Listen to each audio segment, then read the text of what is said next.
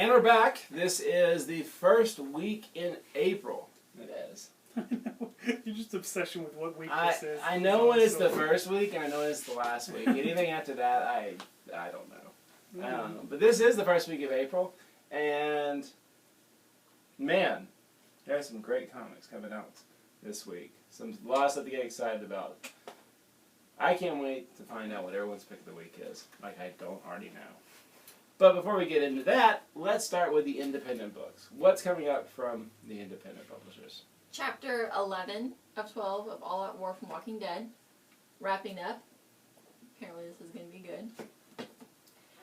Issue 11 of East of West. And in this issue, all the different leaders of the people of this weird apocalyptic world are meeting for some big thing, and it's gonna be good.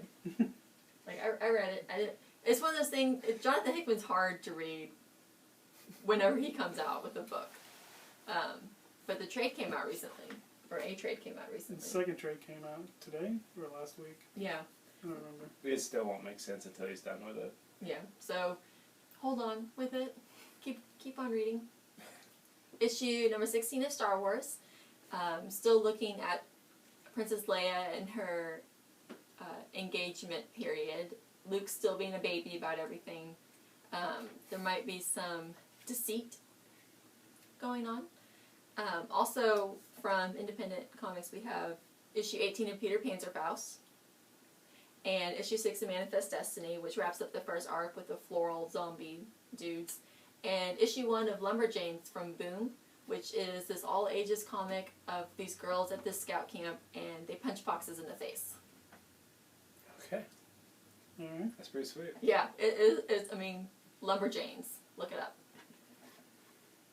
Lumberjanes. Hey, before we move into DC, I want to apologize to Brian because I ate a really old slice of pizza just recently. Mm-hmm. My breath is, though I can't smell it, I know it's kicking. Alright. So Brian, speaking of things that are kicking, how's DC doing this week? Well, we got a few books from DC. Okay. First up, we got Batgirl 30, but oh wait a minute, Gail Simone didn't write it, so who cares? Who did write it? Oh, what tie-in is this? Bennett or whatever, I don't know. It's just a fill-in. Ah. That was my joke, though. Yeah. Uh-huh. It was a good joke. It was funny. It was the Midnight Man though. Who cares? I don't know. Poor Batgirl. Next up, we actually have Batman Eternal #1. It's Scott Snyder and some of the other Batman guys doing the new weekly Batman book that's going to culminate with Bruce Wayne strapped to the bat signal all bloody as Gotham City burns. Sweet. Because as the first page says, this is the end, so that's the end of it. It was actually pretty good. It's mostly about Gordon, and something bad happens. But no Bluebird or Bluebell or whatever her name is. Quick on to Bluebell. That's ice cream. Bluebird. But hopefully it'll continue to be pretty good.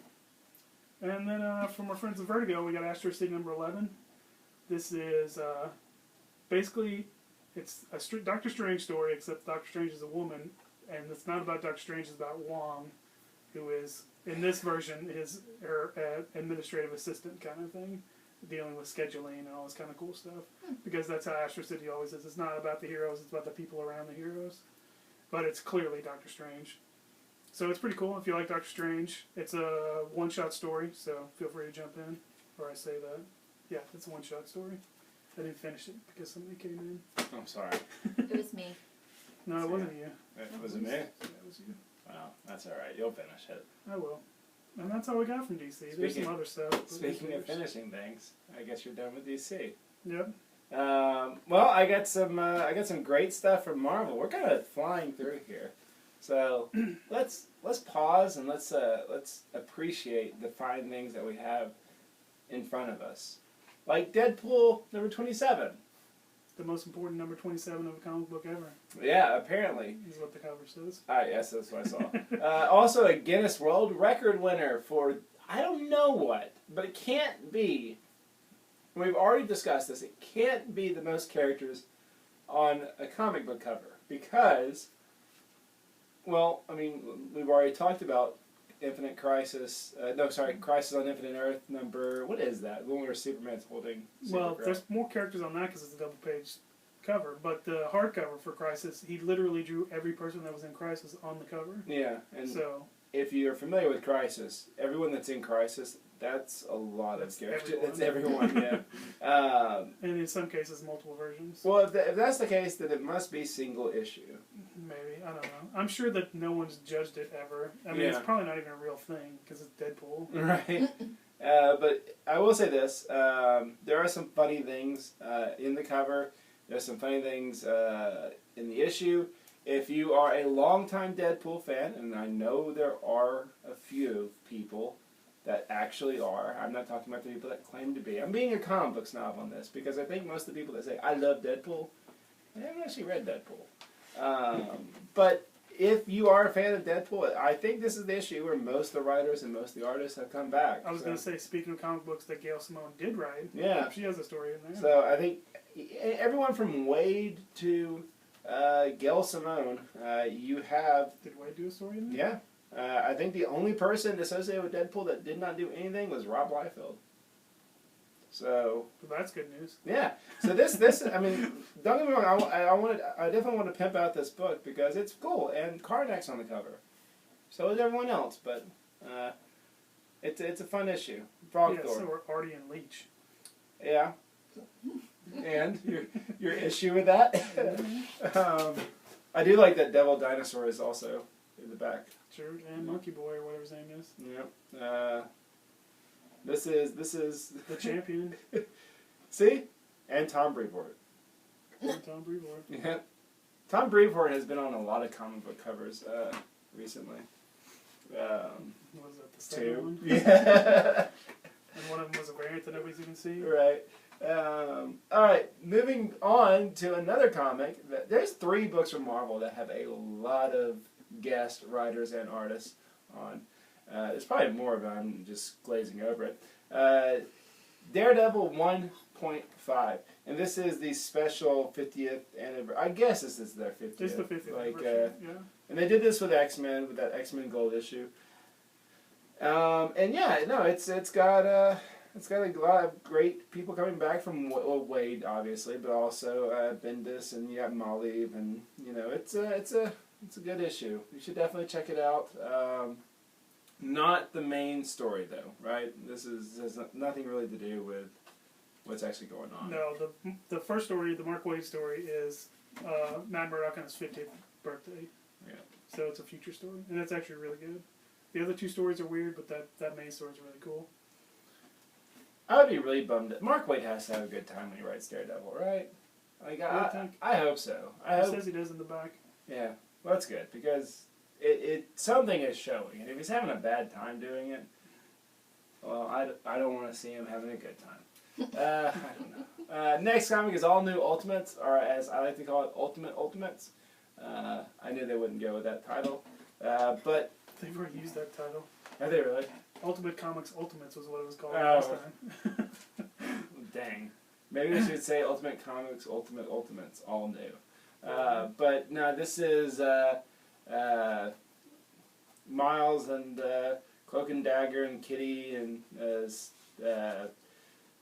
Spider Name Group. them all. Let me see if I can. It's They're right there on the cover. You're literally looking at I know, them. but come on, this is their ultimate incarnation, so Okay. give me some cred here. I don't really read One of them Ultimate. is not a 616 character at all, if it helps. And it's that chick, right? Bombshell. Yeah, Yeah, Bombshell. She's ultimate character. So that's it's not Jessica Drew, but it's like It is Ultimate. Jessica Is Drew. it? But it's like the clone of Peter. She is the clone of Peter Parker. All right, But so she is named Jessica Drew. Okay. And she is Spider-Woman. all right. Well, I At got least at that. the beginning of the issue. I got Cloak and Dagger, and I got Kitty Pryde. I did pretty good. Yeah, All you right. wouldn't have got Bombshell, though.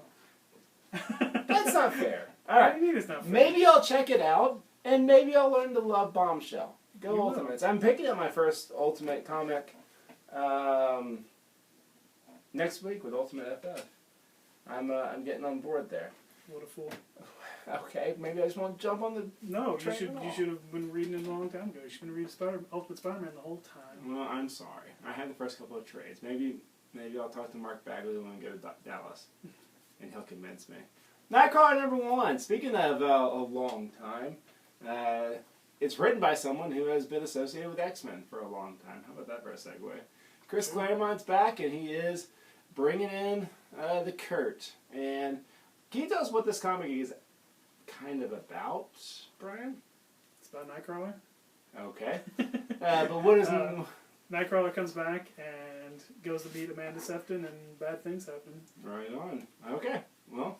It's very, very old school Chris Claremont. If you've been like, you know what I really like, what been missing? I've been missing one of those comics that start with a danger room and they're just having a fight for no reason.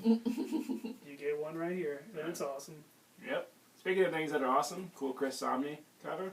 And Todd, am I saying Nayuk? It's Nayuk, right? Knock is how I always heard it. Okay. I'm pretty sure it's Knock.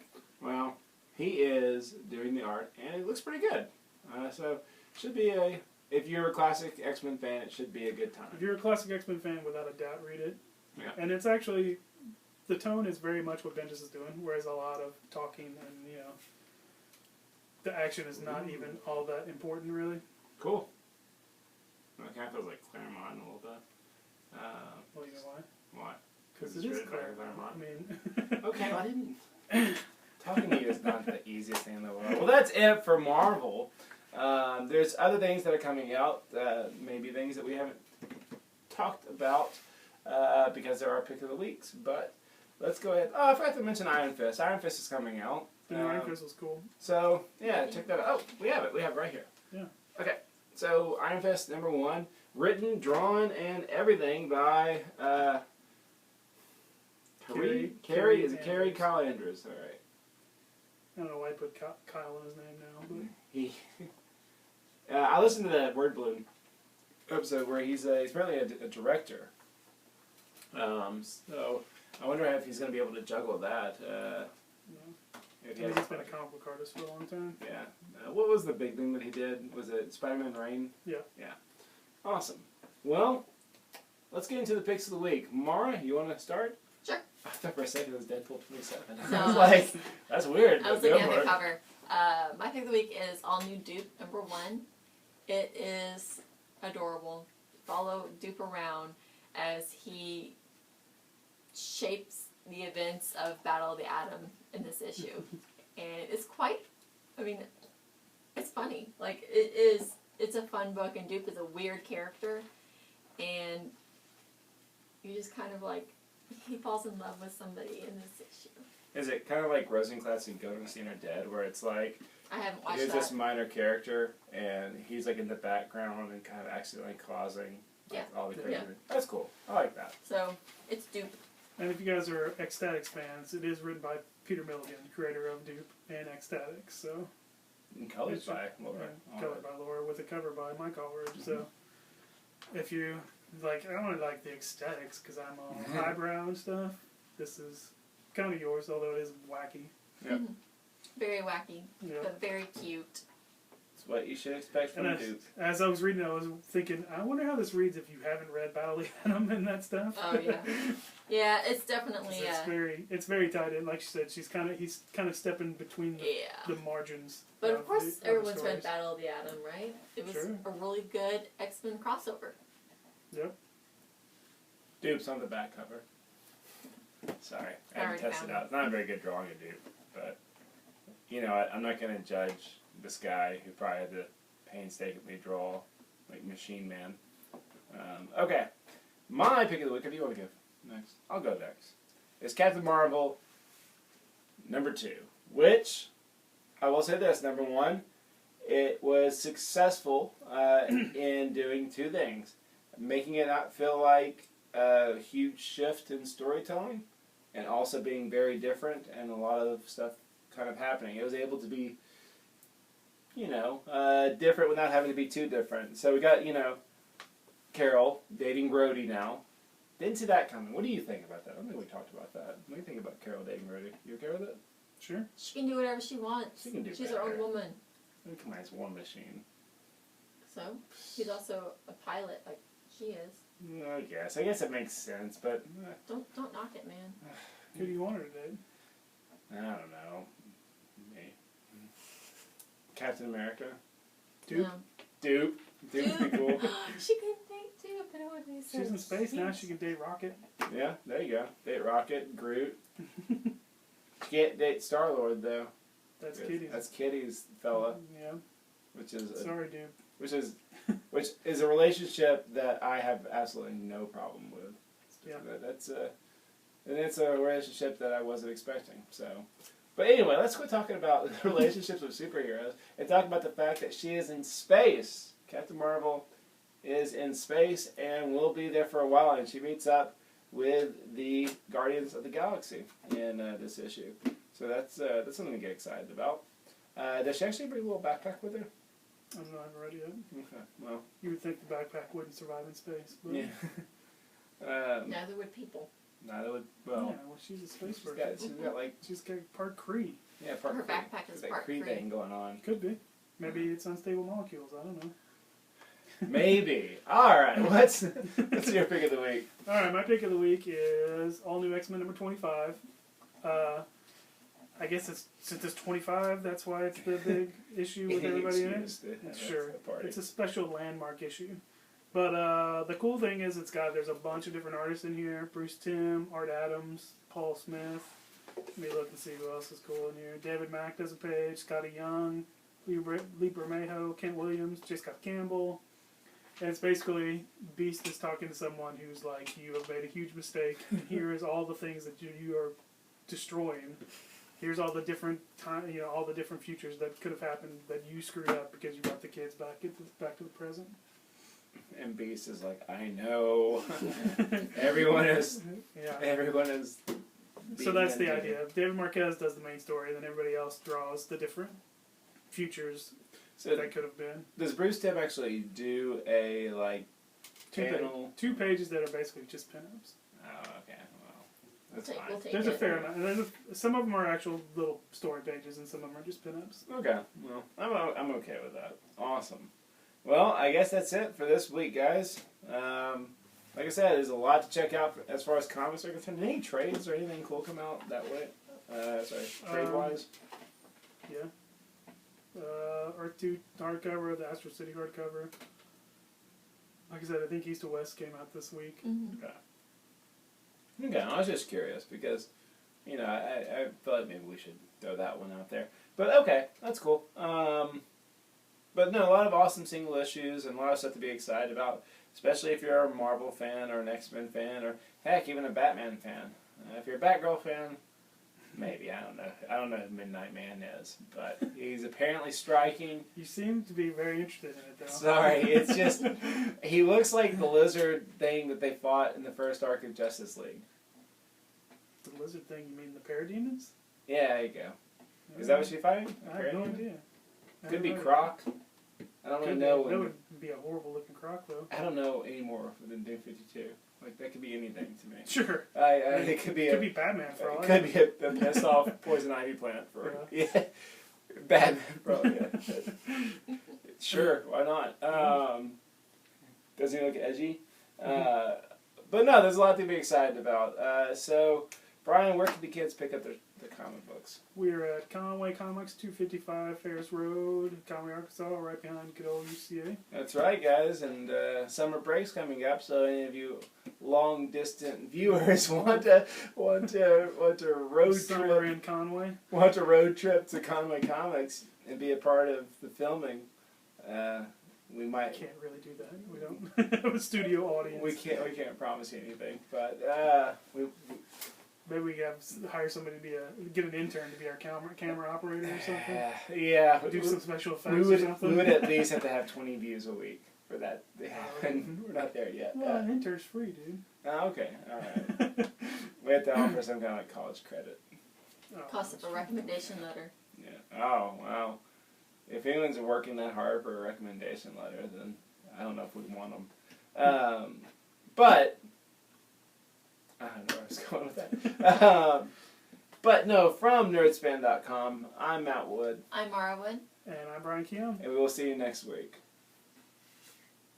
Boop, boop, a doop.